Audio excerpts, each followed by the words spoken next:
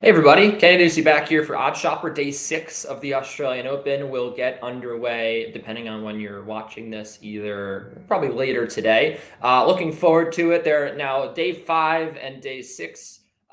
Very different. I think day 5, there are not that many very fun matchups, but day 6 I think should present some very good betting, at least from a betting perspective, very good matchups. There should be some value on the board. I want to take a look at exactly what that value is. We'll look at 3, maybe 4 matches, depending on the time. We'll see what we get through. But I want to talk first about an all-American clash that everyone is going to be very excited to see, and that is Jenson Brooksby and Tommy Paul. And Jenson Brooksby and Tommy Paul played once before, as you see here in Cincinnati. Tommy Paul just took care of him pretty quickly, 6-3, 6-2. And for context purposes, as we like to do on the little screen share presentation situation here, which is very fun, a very fun feature that I like to take advantage of. Jenson Brooksby in 2022, you see here 27 and 24 after his meteoric rise. It was just not quite the same for young Jenson in 2022, and that was really it took over here on hard court season. Obviously found a little bit of form in Atlanta, but he was not nearly himself. Losing to Bautista, Agut in Montreal, which was kind of a disappointing loss for him. He was leading in the first, sort of he fell and tweaked something. Really was not the same after that. Took some time off after Cincinnati, came back at the U.S. Open, won a couple matches, but still lacked that magic.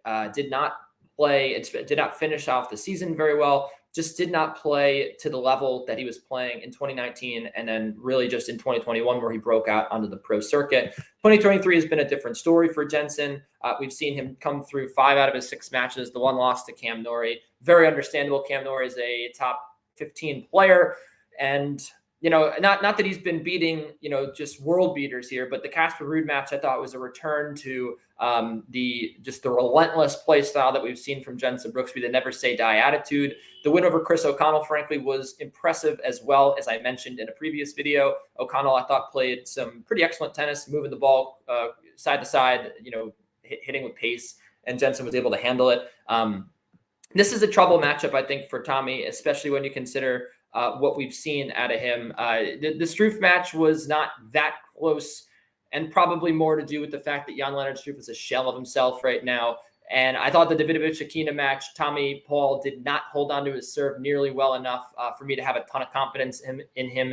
In this match, he was making a lot of errors. I thought, Fokina really just got aggressive and stifled Tommy. And while that's not going to be the case with Jenson, I do. And while Tommy can run a track meet, I do think Jenson can out-scheme Tommy. He's not as, I would say his IQ is higher than Tommy Paul's on the tennis court. And I think he's got a little bit more of an imagination out there. And again, we saw a lot of people here. And, you mentioned Tommy Paul. You have to talk about the fact that he's lost, he's only won 3 of his last 5 matches. And, like I said, one of them came over Chris O'Connell. One of them came over Jan-Lennard Struff.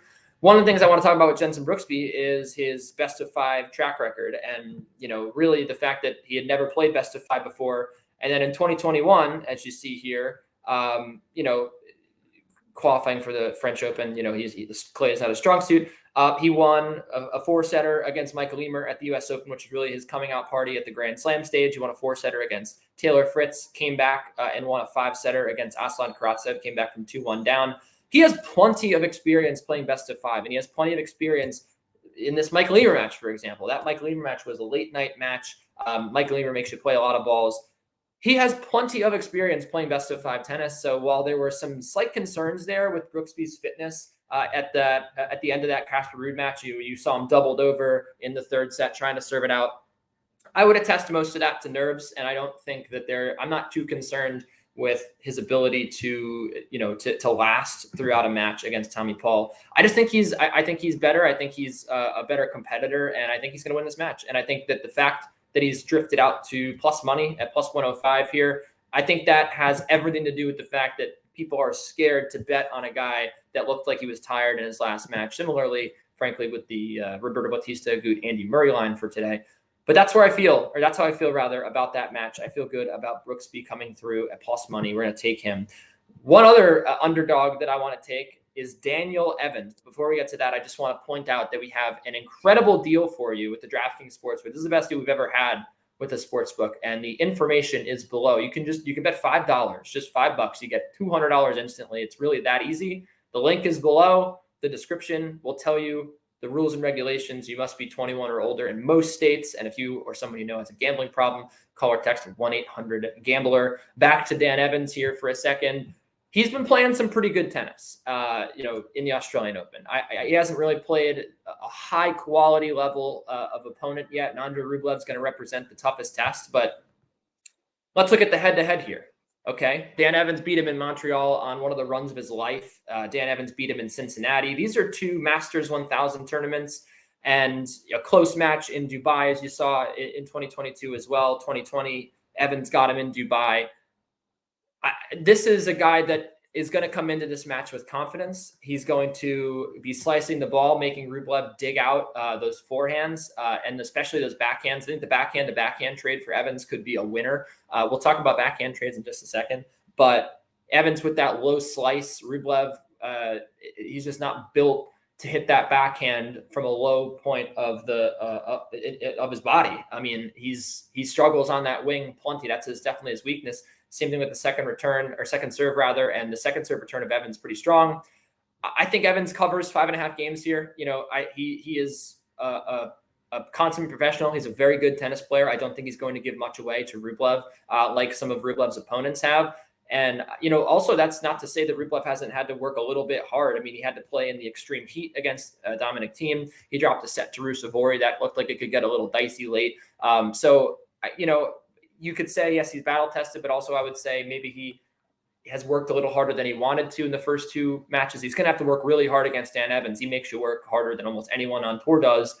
So I like him to cover the 5.5 games. And again, the backhand battle and the head-to-head with the confidence level of Evans coming in with winning 3 out of the last 5 against Rublev and 3 out of the last 4 on a hard court, I think makes a big difference here. And this is a guy that should not be out at plus 235 to win this match. I'm going to have a little bit of exposure to Dan Evans' money line as well. I think that's a smart way to play it. Speaking of money lines and underdogs, a third underdog that I'm believing in is Mr. Ben Shelton. He's an American kid playing outside of America for the first time. He has already made the top 100. He is playing. I mean, I don't have to go into the stakes. Obviously, the stakes are high. He's 19 years old. He is trying to make enough money to sustain himself as a professional tennis player, and he has all the talent in the world. He forgot. Is that the word? Forgoed his last 2 years at Florida to turn pro last fall. He has a huge serve, but the big thing is he is a lefty, and he hits that forehand with force. And Alexei Popyrin also hits his forehand with force, but he does not hit his backhand well at all. Now, Shelton's backhand is better than Popyrin's backhand. There is one weakness in this match, and it is the Popyrin backhand. And unlike that Taylor-Fritz match, when Fritz, obviously Fritz has a better backhand, he can win the backhand battles, but Fritz was going after the forehand quite a bit. I think Shelton serving into the Popyrin backhand is going to be a huge test for the young Australian. And I also think he's going to lose a lot of the baseline point. The way that Shelton's been looking has been looking very, very dangerous. And, again, Zhang is a good tennis player. I thought that was a very tricky match. The Jarry match as well. Jarry's been playing excellent tennis. I'm not saying Popyrin's beat nobody, and I'm not saying Popyrin is, not deserving of being a slight favorite here. I just don't see it with him right now after the letdown of 2 straight 5-setters. Maybe there's now some pressure on his shoulder with the draw open up. Not a good situation for Popyrin to be in. I mean, he has played some great matches. He has had some memorable moments, but all of them have come when there are no expectations on his shoulders. Beating David Goffin at the Australian Open a couple of years ago, pushing Matteo Berrettini at the US Open a few years ago. He's had some very memorable matches in best-of-5 scenarios, but one thing he's never had is expectations on his shoulders. And now with Taylor Fritz out of the draw, he's expected to maybe get to the quarterfinal here, maybe win this quarter. And it's a golden opportunity, and I don't know how he's going to handle that pressure. And meanwhile, Ben Shelton's done nothing but handle pressure over his career. And again, I think the tools are there, the game script, if you will, the play style, the matchup, the contrast in play styles is going to make this difficult for Popyrin. Now, both these guys serve big. You could take the over here as well. You could be lazy and just take the over. I like taking Ben Shelton to win outright because I just think he's a better tennis player.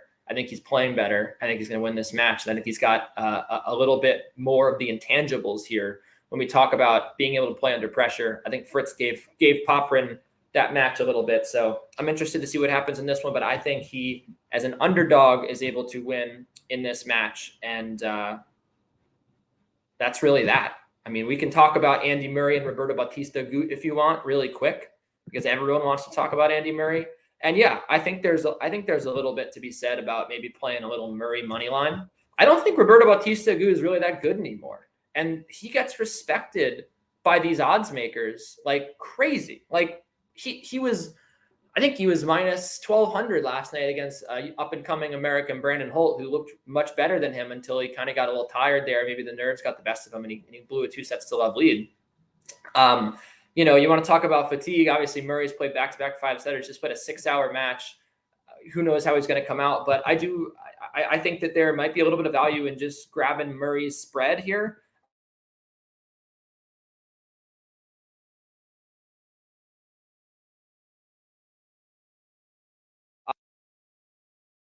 You could also take both players to win a set if you really, really are feeling spicy. I believe that is around to pick 'em. So that's where I would go on that match. And I would just say that I think the level that Murray's displayed has been excellent. I have no idea what he was drinking last night to give him all that energy to get through. But if he can get through that, I mean, Bob, as we like to call him in the betting community, he's old and he's not as good as he once was. And, you know, Andy Murray, while he hasn't beaten Bob lately, he's lost 4 straight to Roberto Bautista Agut. He also just hasn't been the same in these last, 2019, 2022, hasn't been the same Andy Murray. I'm not saying this is the same Andy Murray that won a Wimbledon, but look at Bob, man. I mean, this guy has exited in the 3rd round.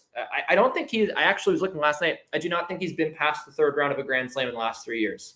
And I would find it hard to believe that he just turns it on and does it this year. He's 34 years old. His game has declined a little bit.